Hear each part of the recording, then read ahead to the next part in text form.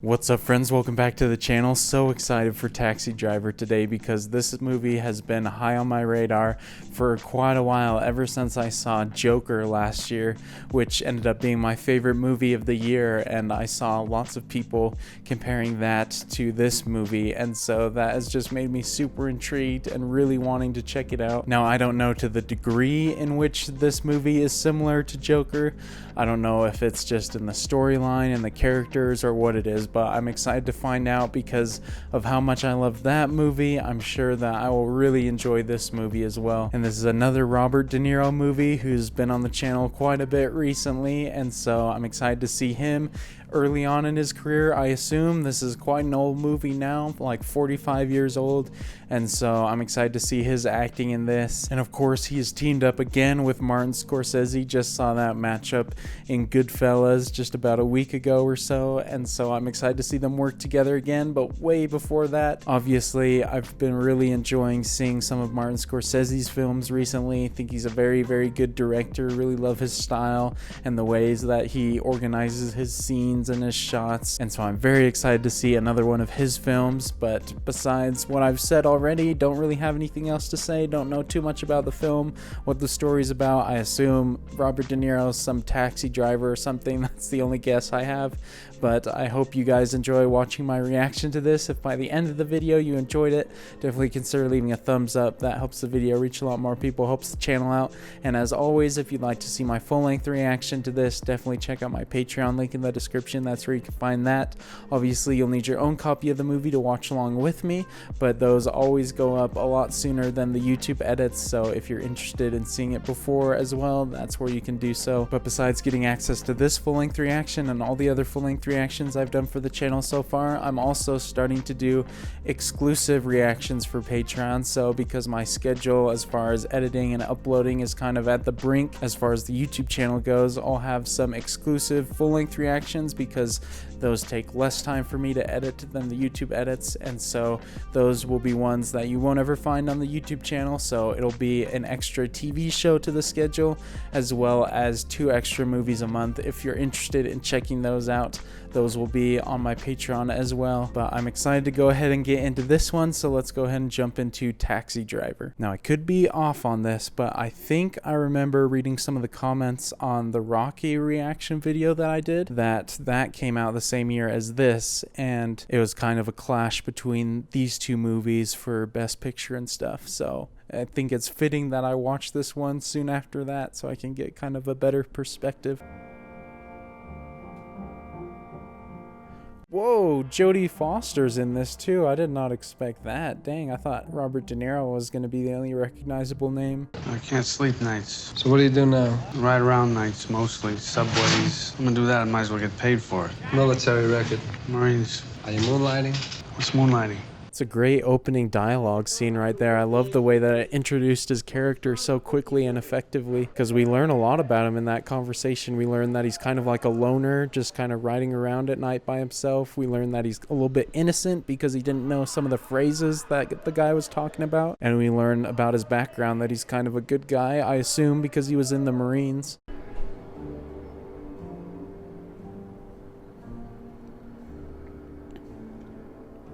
And now that I'm finally like watching a bunch more of Robert De Niro's films, because I hadn't really seen that much before, I can definitely see why people are such big fans of his as an actor. He's got a great screen presence. All the animals come out at night. Sick, venal. Someday a real rain will come and wash all this scum off the streets. I love his lines so far. They're so interesting. I go all over. I take people to the Bronx, Brooklyn. I take them to Harlem. Don't make no difference to me. Such good lines, man. Setting up his character so well. I already feel like I have a good grasp on who this guy is. She appeared like an angel. She is alone. They cannot touch her. Nice, I like that use of editing right there to show that his narration has been him writing in his journal or diary, whatever that is so far. So does this guy have like some sort of insomnia? Is that the reason he can't sleep so often? Senator Palantine is a dynamic man, an intelligent, interesting, fresh, Fascinating. sexy. Man, I did not forget sexy. Man, the camera work in this is so interesting. I love the way that it's like always moving, never too static. Makes a lot of the shots a lot more gripping that way. How long has he been there? I don't know, but it feels like a long time. Does he bother you? No. You really mean yes, and you're being sarcastic. Oh, you're quick. I can definitely see some similarities between his character and Arthur Fleck so far, because Robert De Niro's character here seems like just kind of a more of a lonely guy. Seems when he sees a pretty girl, someone he might be interested in, he kind of gets laser focused in on them.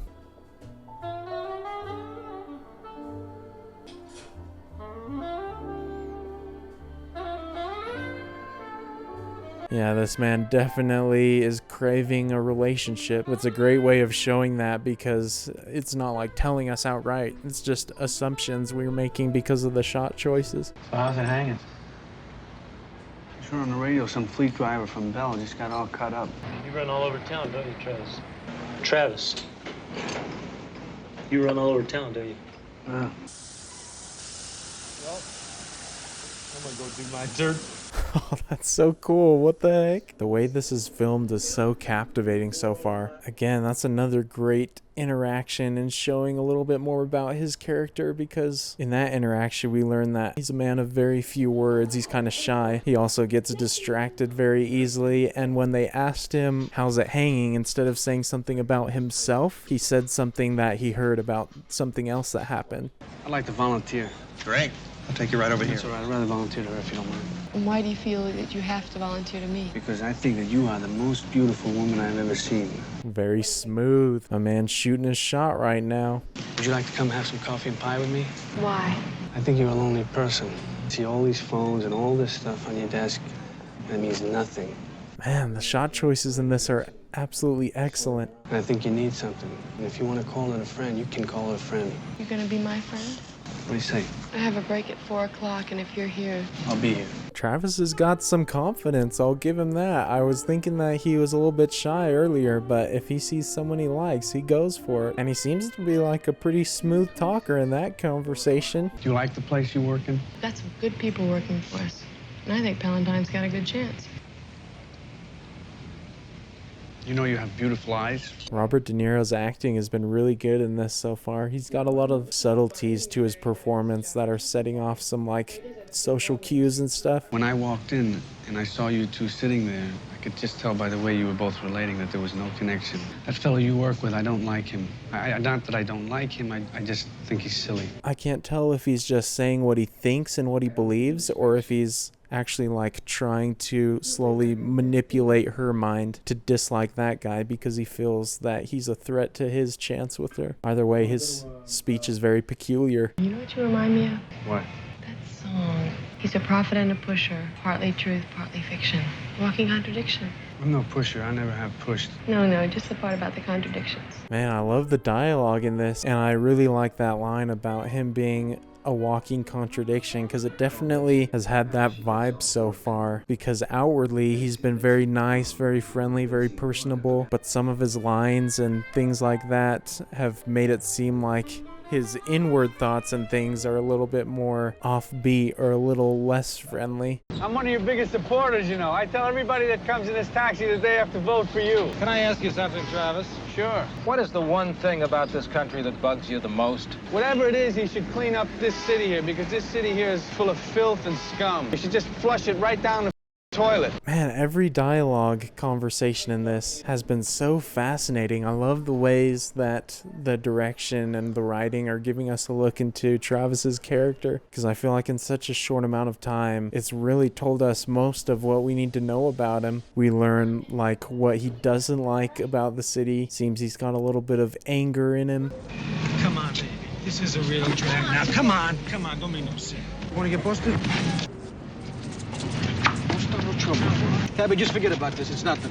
There's a good example of what he was talking about before, about all the filth that he sees around here. I feel like it also, that earlier conversation, going back to it, does seem like he is kind of a manipulator in a way, because of the way that he was saying he's his biggest supporter and he's telling everyone to vote for him. Unless they haven't shown certain things, I don't think that's very true. So he definitely tries to play to people's egos in order to build rapport with them.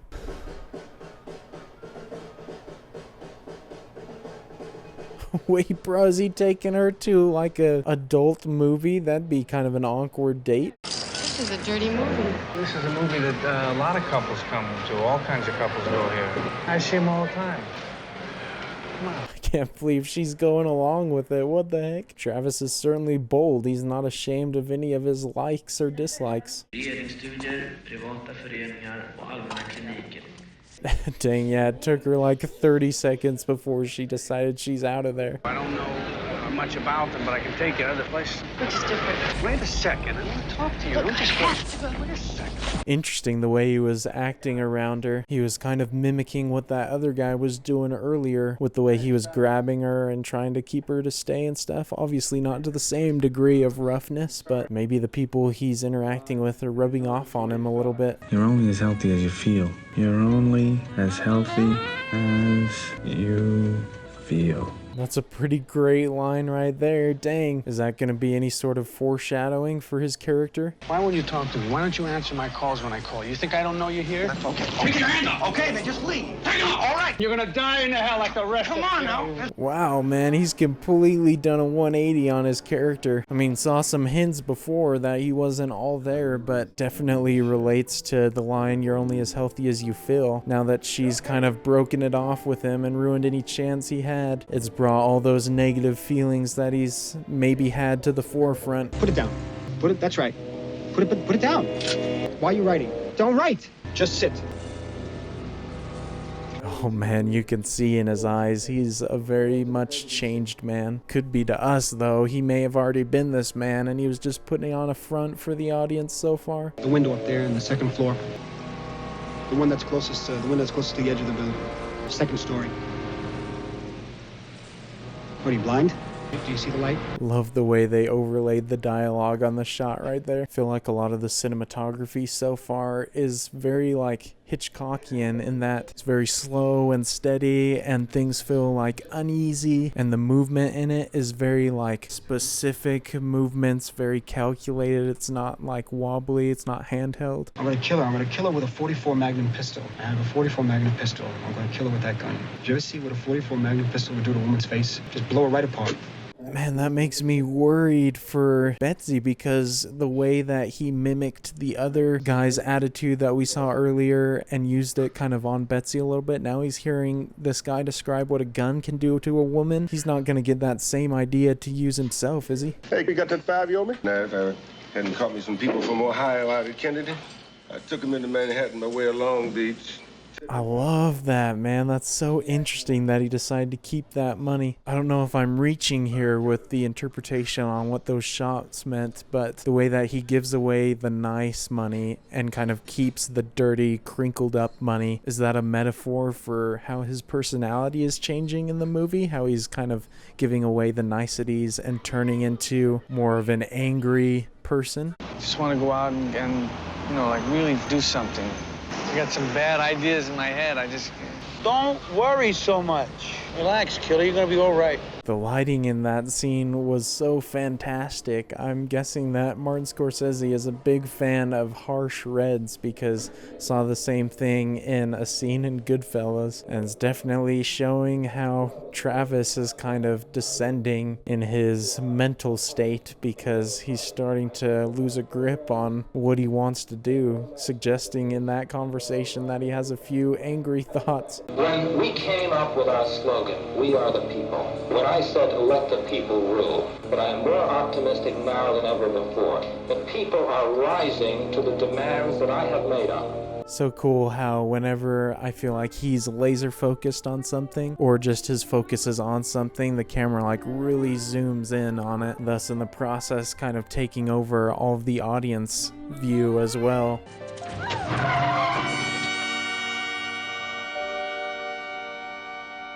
Ah, there's Jodie Foster. I was wondering when she was gonna show up in this. You got a 44 Magnum? It's an expensive weapon. That's all right, I got money. It's a real monster. Wow, he is actually going to purchase a gun. Shoot, completely different from what he said earlier. Is he buying it for protection though, or is he buying it for the wrong reasons to become more of an enforcer with people? That 38, that's a fine gun. Wow, what a shot, man. This is Are cool. like toys. That 38, come back and it'll cut dead center on target every time. It's got a really nice action to it. Dang, and it rests on the people. So interesting. Love the way that the camera acts as Travis's eyes in this movie for the audience. Lets us know exactly where his mind is. I gotta get in shape now. Too much sitting has ruined my body. Too much abuse has gone on for too long. From now on, it'll be total organization. Every muscle must be tight. Bro, his arm right there looked insane. All the veins popping out. Travis is such a fascinating movie character. Just watching him slowly kind of descend into a bit of madness and become the things that he hated earlier in the movie.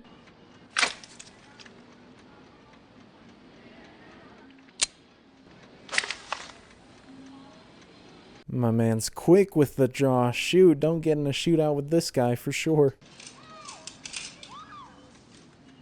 Interesting.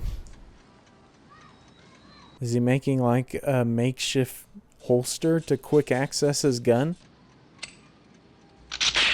What the heck? That's incredible. What kind of contraption is that? This man's turning into like a Terminator or something right before my eyes.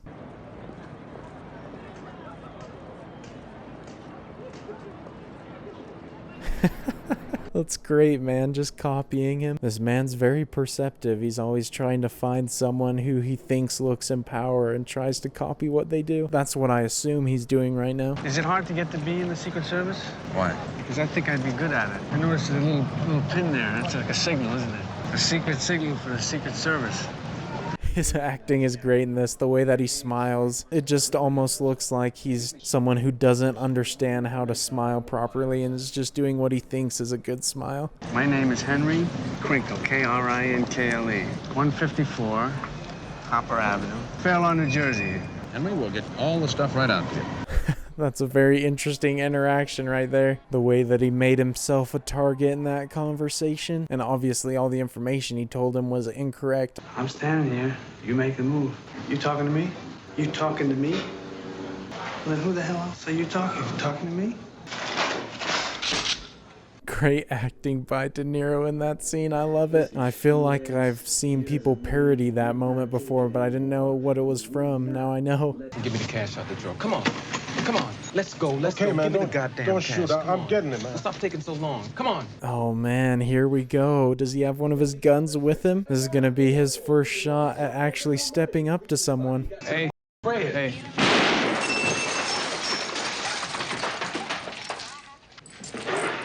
Get him. Yeah, I got him. Oh my gosh, man. He did not hesitate at all. Killed him instantly. Either all that practicing really paid off, or maybe this isn't this guy's first kill. I don't know. Great use of music right here as well. Feel like he feels a bit of confidence and peace in this situation, knowing that he took somebody on like that. I hope I'm interpreting a lot of the things in this movie correctly, because I feel like it's laced with a lot of symbolistic cinematography and intelligent information-packed dialogue. So it feels like I have to do a lot more work as an audience member to kind of understand everything it's trying to tell me, which I love films that do that. Dear father and mother, I'm sorry again I cannot send you my address like I promised to last year. The sensitive nature of my work for the government demands utmost secrecy. I have been going with a girl for several months. Her name is Betsy, but I can tell you no more than that. Oh, fascinating. That's some extremely revealing dialogue right there. That changes like everything that I thought about his character before. I was interpreting before that it was like a slow descent a little bit into more anger and madness, but it seems like based off that, talking about this has been going on for a while, at least a year. This guy's definitely been manipulating and lying for a while now. Looking for some action? Yeah. You see that guy over there? You go talk to him. His name is Matthew. $15, 15 minutes, $25 half an hour. It's on the tip of my tongue who this guy is, who this actor is. I think the long hair is throwing me off. Catch you later, copper. I'm no cop, man. Well, if you are, it's entrapment already. I'm hip. Buddy, you don't look hip. You're a funny guy. Uh-oh, we've learned that you don't want to call people funny guys. I feel like something's gonna happen right here. It just feels a little bit off. Are you really 12 and a half? Listen, mister, it's your time. 15 minutes ain't long. You don't want to tell me? What's your name? Iris. Well, what's wrong with that? That's a nice name. So is he just paying her to just develop like an actual connection with her and not what she thinks he's going to do? You got in and that guy Matthew came by and he said he wanted to take you away. He pulled you away. You don't remember any of that? No. Well, that's all right. I'm going to get you out of here. So it was her in that earlier scene. I couldn't remember. I didn't want to say it was and make myself look dumb if it wasn't. What the hell's the matter with you? Don't you want to get out of here? Can't you understand why I came here? I think I understand. I tried to get into your cab one night, and now you want to come and take me away. It's interesting. So did he get in attachment or attraction or some sort of protective instinct when she looked to him for protection or safety, and now he feels some sort of duty to save her from her situation? I don't know. Oh, look, can I see you again? All right, how about breakfast tomorrow? Tomorrow what? I get up at about 1 o'clock. Okay, 1 o'clock. 1 o'clock. This is yours. Spend it right. Oh, genius, man. I can't believe he kept it all that time for that purpose. Was that his plan from the beginning then? He's a super smart planner if that's the case. So what are you going to do about sporting that old bastard? What do you want me to do? Call the cops? Well, the cops don't do nothing, you know that. But you can't allow him to do the same to other girls. Somebody's got to do something to him. He's the scum of the earth. Is he thinking about taking action against him himself? Is he trying to like justify it by getting her to say that she wants him dead or something? I got something very important to do. Doing something for the government. Cab thing is just part-time. Are you a narc? Do I look like a narc? Yeah. Why does he keep telling people he's doing something for the government? Is he just trying to get people to respect him because of that? Or does he actually believe that himself?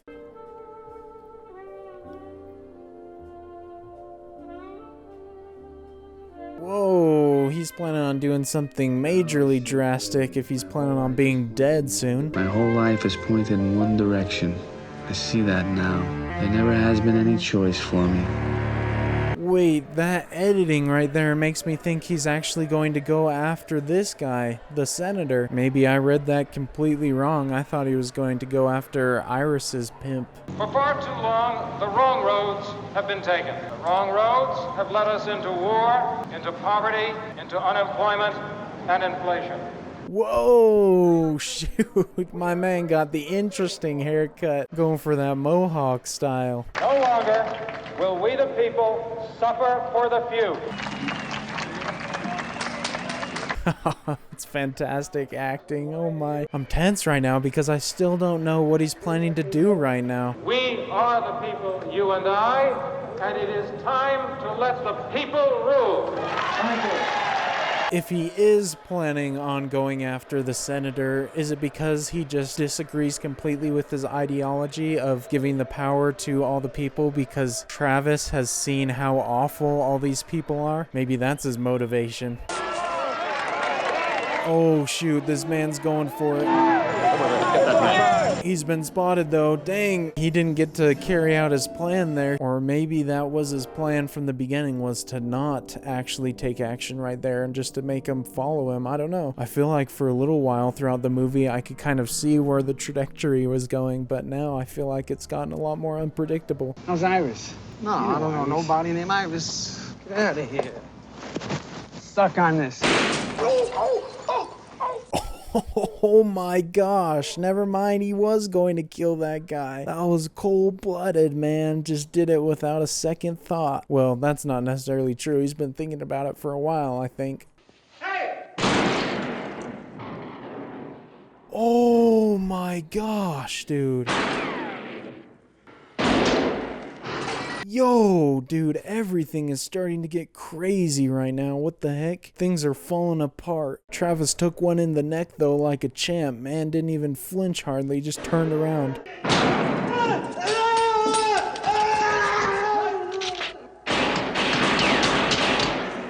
Oh my gosh, dude, this has turned into pure insanity by the end. Travis was so freaking prepared for a firefight. There's no way he's making it out of here alive, though. He's taking too many bullets. It was freaking shocking, man. This whole scene took me... Oh man, dude. My heart is like racing during this. He ran out of all his bullets. He can't even kill himself now, which I'm guessing was his plan from the beginning. Yo, what the heck?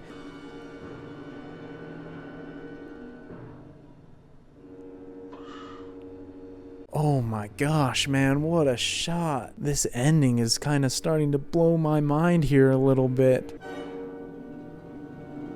This shot is awesome. There's so much carnage right there. Took me by such surprise because, I mean, we hadn't really seen much the entire movie. We saw the one kill in the grocery store, whatever it was, and we'd obviously seen him preparing to do those things, but I didn't expect it to all happen so fast and be so gruesome. We thought we had lost her, and now our lives are full again. We have taken steps to see she has never cause to run away again. Whoa, he actually survived that. That's insane. I thought he was dead for sure. Hey, Travis, you got a fare. See you later. I'm so shocked that he's alive right now. What in the world? I guess everyone just assumed that he did the right thing and they let him go. I don't know what's going on. I hear Palantine got the nomination. Won't be long now. 17 days. I hope he wins. Man, this filmmaking is so fascinating. Also, I didn't even notice, but his hairstyle went back to normal. I don't know if that's just the passage of time or what necessarily is going on right here. Feels dreamlike almost. Wow, dang, so that's the movie. Shoot. That ending definitely took me by surprise. I was not prepared for that. So if I try and interpret what was going on in that ending, I mean, clearly it signifies that he'd kind of taken an evolution in his character because Betsy was in his car and kind of trying to interact with him a little bit, but he was kind of closed off to her this time, and he let her ride for free, but it wasn't motivated by trying to go on a date with her, trying to get in a relationship. It seemed like he was just doing it to be nice to her. I'm hesitating in my analysis of it because the way that last scene was done just felt so like dreamlike and kind of out of the ordinary, just with his haircut, with his interaction with Betsy, how she was speaking to him. It felt like everything had almost worked out too perfectly for him, and maybe it was just his own mind kind of creating the perfect end to his own story. But then again, I don't know, maybe that's just me applying the story from another movie too much to this one, and that's not the case. But definitely an ending that I need to give a lot of thought to because I feel like there's so much you can interpret from it. Overall though, it was a really, really great movie as far as just being kind of like a character study of Travis. It did such a great job of teaching the audience about his mindset, and it was just very interesting to see the way that he acted and evolved throughout the movie. It's just a very, very excellent script for sure. This is a movie where I feel like it's going to be very difficult to talk about afterwards because I feel like there's so many layers to it, so many different things that I can interpret from the story, from the dialogue, from the ending, and with it being my first watch of it and being immediately after I've watched it, I feel like there's no way that I could get everything right or properly express my thoughts on it without giving it a lot more thought and looking up other videos on kind of theories or explanations of what it all means. But just a very, very interesting movie, and I feel like Travis Binkle as a character can definitely have application or be a reflection of a lot of people's attitudes, just feeling kind of lonely, kind of beaten down, ignored, and then seeing these politicians, in this case of the movie, the senator, who kind of want to give power to the people that he sees as awful and are bringing the city down. And maybe I'm interpreting that wrong. Maybe the way that he looked at giving the power to the people was him taking matters into his own hands instead of relying on police or other sorts of government to kind of get rid of this bad operation that he'd found, where Jodie Foster's character Iris was kind of stuck in, and he wanted to take the slogan of the senator and apply it to kind of turning into more of a vigilante in that situation and taking matters into his own hands and kind of executing his own level of justice. But I love the way that everything tied together there at the end to kind of answer a lot of my questions that I had about it, but just be very shocking and surprising for me as a viewer. I did not expect it to go down that way and to be so intense and so enthralling. Obviously, the entire movie I'd been captivated so far, but that ending definitely was very, very well executed, and I loved the camera work throughout the movie. I mentioned it a lot, but I just love the way that the camera often puts you into the eyes and the mind of Travis and kind of gave you what his perspective was, and I feel like the camera work really helped as an aid in understanding his character and what was going on. And I can't say I've seen that technique used very often, where the camera not only just shows you what's going on, but it kind of puts you in the headspace of the character, not just from like a first person viewpoint perspective like some movies like a Hardcore Henry or something like that, but more so is doing it for the purpose of giving more meaning and significance to certain things, if that makes sense. And I thought the acting across the board was phenomenal. Obviously Robert De Niro was in most of the movie, and so his acting obviously carried the film. He was fantastic. I saw that, I just looked it up, that he was nominated for an Oscar, very well deserved there, but it's cool to see him in kind of an earlier performance. And speaking of earlier performances, this is definitely the earliest movie I've seen Jodie Foster act in, and she did a great job acting alongside him and all the other actors and actresses. I don't know their names off the top of my head, but I thought they all did a great job as well. I thought the music was a great aspect of the film as well, great character, because it added a lot to the mood and the feeling of the different moments that it was in. And I feel like the music was very adaptive, as was Travis Binkle's character. It wasn't kind of the same tone throughout the movie. I feel like it took on different shapes and kind of tunes throughout, depending on what was happening, not only in the scene but in Travis's mind. And this is definitely a very different movie from the other Scorsese movies I've watched recently. Not less capable or anything by any means, just it wasn't as necessarily crowded in certain shots. It felt more kind of grounded than the other things I've watched from him, which I appreciated it. He's definitely been a fantastic director for a long time now, so I'm really glad I finally got to check this one out, especially since I've been really wanting to see it for a while now. Glad that I could do it for the channel so you guys could watch along with me. If there's anything that I got right or got wrong about my thoughts about it, definitely let me know. I'd love to hear your thoughts, as it feels like a movie that is easy to really talk and discuss about and kind of theorize about all the different meanings it has. So I'm really looking forward to engaging with you all in the comments of this one. But if you did enjoy watching along, definitely consider leaving a thumbs up. That helps the video reach a lot more people, helps the channel out. Appreciate you all who do that. And as always, if you'd like to watch along with me for the entire length of the movie, definitely check out my Patreon link in the description. That's where you can find that, as well as all the other full-length reactions I've done for the channel, as well as soon exclusive Patreon reactions that you won't find on the YouTube channel as well. But I look forward to seeing you all in the next video, and until then, peace.